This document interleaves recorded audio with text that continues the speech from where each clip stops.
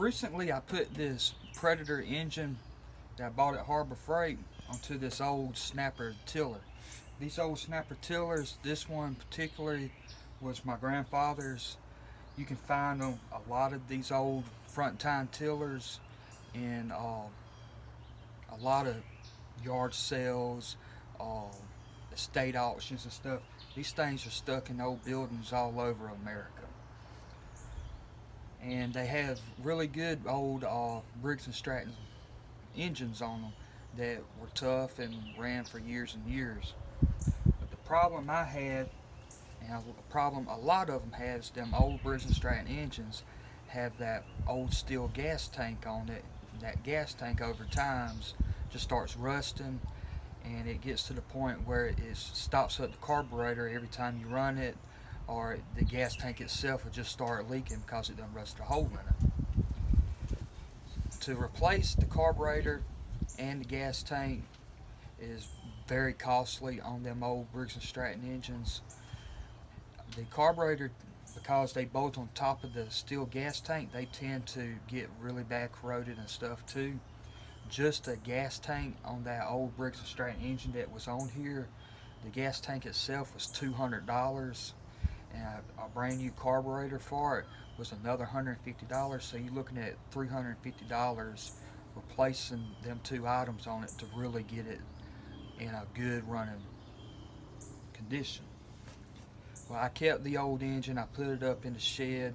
If I do find like a Donner engine or something I can get parts off of to fix it that won't be so bad, I can always fix it later on. But in the meantime, I installed this Predator engine from Harbor Freight on here.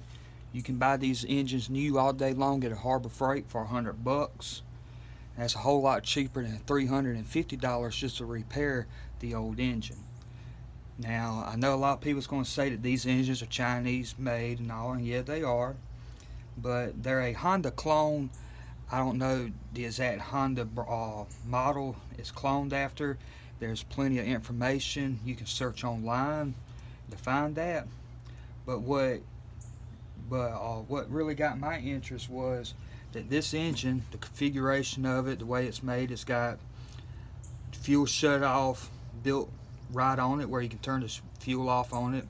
You don't have to worry about the needle and seat sticking open and draining the gas and the oil. You got your choke, you got your throttle right here, and your on and off switch. This engine, the way it's set up and the features and how it looks and all, is almost exact to the Kohler engine that's on the log splitter that's behind this right here.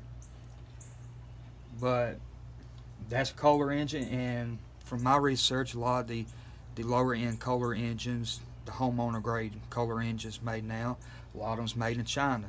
So I wouldn't be surprised if both these engines were made in the same factory in China. That engine design and this engine design, all the similar features and how it's made and all, they're almost exact to the same engine that comes on the new homeowner grade Troy built tillers, especially the rear tine tillers you see at Lowe's and all. The engines all looks almost exactly the same, and I'm willing to guarantee you they're all made by the same factory in China. To get a US made engine, you're going to spend a lot of money, more money than what a typical homeowner is going to put in it. Parts for these engines are easily found online. You can get carburetors, you can get rebuild kits, you can get performance kits for them. The list goes on. The old engine that was on here was a Briggs & Stratton 5 horsepower, which was very popular. You can find them all day long. But like what I said, the problem is when you find the old engines, a lot of times the gas tanks are rusted on them. And just replacing that gas tank is you could buy two of these engines for just one of them gas tanks. As far as this engine here, when I put it on here, it was basically straight up. Bolt the old one off. This bolted right back in the same exact place. I even used the same bolts that held the old engine on to put the new engine on. I didn't find any problems with it. Now, as far as like your throttle cable or whatever, mine was already broke, so it was missing off here. But it's got the throttle lever on here, and also directly behind here, right here, you can attach a throttle cable, so you can hook up the original throttle cable to it so you can control it from the handlebars, which is the better option on a tiller like this, so you can lower that engine speed instead of having to walk away from the controls to change it. This engine here, it's labeled as 212 cc's. It's a 6.5 horsepower engine. You got your standard gravity fed fuel tank. I'm not quite sure what kind of metal this gas tank's made out of, but from what I've looked at it, it seems like it's got a good coating on the inside of it. It hasn't had no rust to start in it. Same thing for the engine that's on the log splitter. The gas tank hasn't rusted on it. I ain't had no problems with that so far. This line up here is just a breather tube. Fuel lines on the bottom. You got your fuel shut off, your choke, your throttle, your on off switch. When I bolted this on here, once I got everything hooked up, I put gas in it, and it actually started on the first pull. It's extremely easy to start. Every time I've wanted to start it, it has started. So far, I've only used it a couple times since I've done this, which was a couple weeks ago, but so far it's running really good. If you do this conversion on your old snapper tiller, about the only thing you're really going to have to go out and buy is the engine oil, because it doesn't come with any oil in it, and you're going to have to buy a drive pulley for it.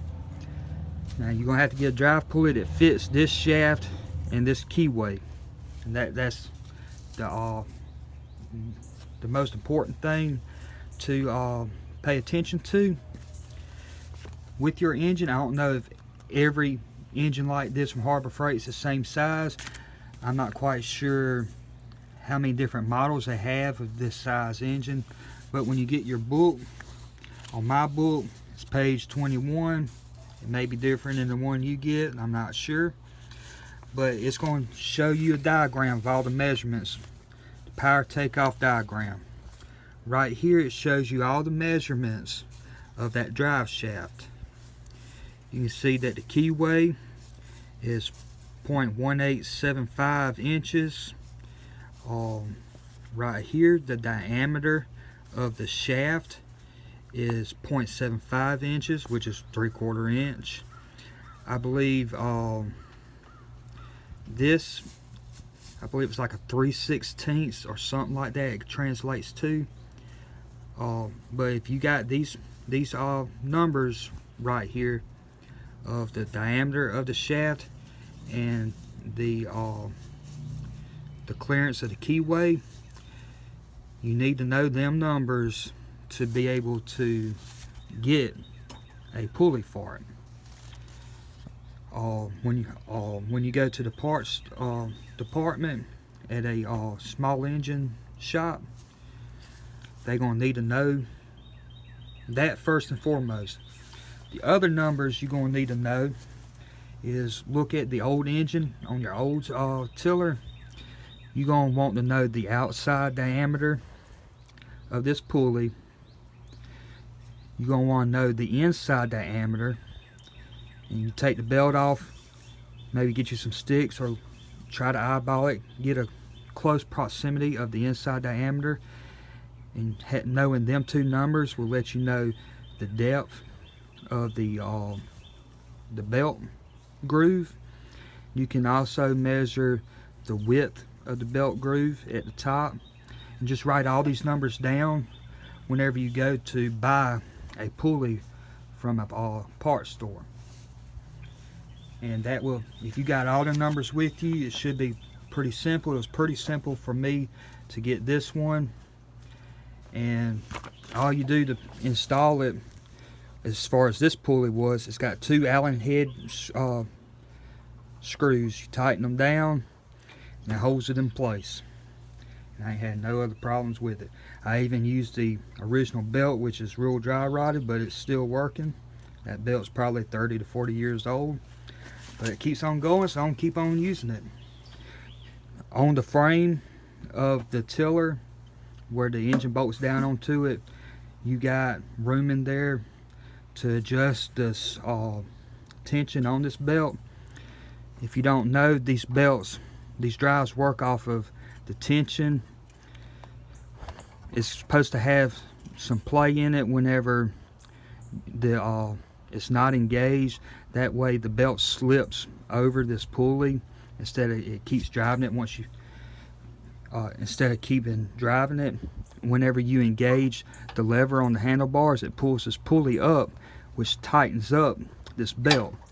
By it tightening up that belt, it allows that pulley to grab it, and that's what starts the drive on it. So basically, this slack in here acts as your clutch. So you can adjust it to have enough slack in it on the frame, but not too much to where when you engage your lever on your handlebars, it don't take enough slack out of it to start driving it. Also, up here on your lever that engages the pulley, you have this chain that hooks to this spring. This chain actually will come loose. You can just pull it right off, and you can adjust how much play you need in that pulley system. If it's too tight and it won't disengage the pulley, you can let it link out of this chain. If it's too loose and it won't drive when you engage the lever, you can take play out of it that way. So that is another adjustment you can make too, as far as control over the drive on it. So as you see there, it's pretty straightforward to put this engine on here. Pretty much anyone that's got a wrench can do it. Them two adjustments is the only adjustments you really got to worry about, and the most crucial thing of all is getting the right pulley. And like what I said, when you measure pulley, you're measuring the pulley on the old engine to get the same setup as you had on your old engine. It'll be the same gear ratio, but it'll just fit that shaft on that new engine. And that book's got all the dimensions of the shaft that you need for it. Take that book with you, measure that old pulley on the old engine, because 9 times out of 10 you're not going to get that old pulley off that old engine without breaking it, because they'll be so rusted on. Trust me, I know that from experience. Let's see how it cranks up today. It's been about 2 weeks since I've cranked it up, and I'm getting ready to plow the garden again to get ready to plant it. So let's see how it does.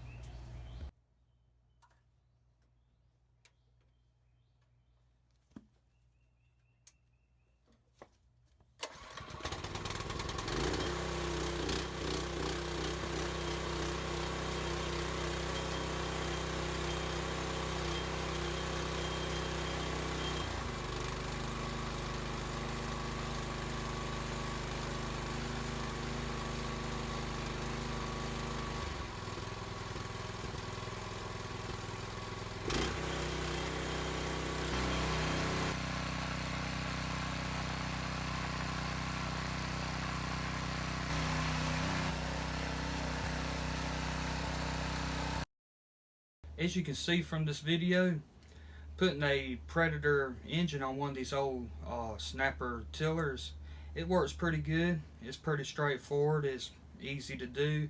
I feel sure anyone that owns a wrench can do it. It's a heck of a lot cheaper than trying to fix one of the original 5 horsepower Briggs that comes on these things. I'm not saying that if you want to put the money into the Briggs engine not to do it, because them are really good engines. They lasted for many years. It's just the problem is it's them rusty gas tanks, and you can buy more than one of these engines for the price of just one gas tank. If you replace a gas tank in a carburetor, you're looking at, you could have bought at least 3 of these engines brand new, if not a 4th one, depending on where you get your parts from. But it works. It's perfect for tilling up a little small garden for your average homeowner. Um, it's certainly not as good as a rear tine tiller like the newer tillers are. Um, the front tines, they can pull you pretty hard. They're rough on your hands and stuff, but it will get the job done. And if you got one of these old tillers laying around, or if you pick one up that someone's throwing out, and for $100, you can have yourself a running usable tiller. So I hope you found this information in this video helpful. If you liked it, please remember to subscribe to the channel and like and comment on this video. And thank you for watching.